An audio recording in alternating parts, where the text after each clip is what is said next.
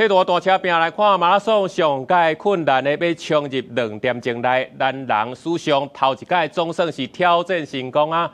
亲爱的选手萨威伫咧伦敦马拉松，伫咧天时地利之下，以1点钟59分30秒冲到终点，嘛真做是史上头一个伫咧正式比赛当中冲破2点钟内的人。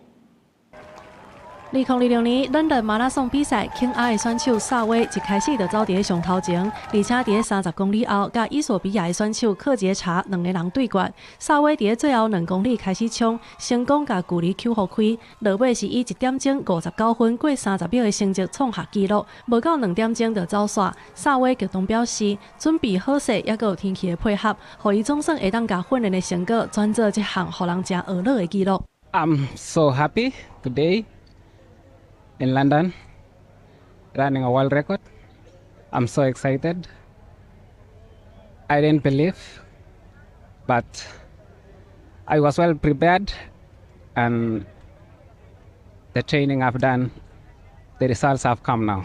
第这项比赛展现真悬的水准，摕到亚军的克杰查同款走入2点钟，以1点钟59分过41秒走煞，2个人拢拍破轻阿名将吉普图姆2点钟过35秒的纪录。萨威指出，伊伫40公里的所在发现对手体力无啥够，决定全力车拼。伊也强调，这项纪录毋但是伊个人的荣耀，更较希望会当鼓励后一代的选手去挑战更较侪无可能。For me, I think I've made history today in London. And for the generation, they have knew now to run a record is possible, not hard. It's depending with the preparation you had and the passion you had and the discipline you had.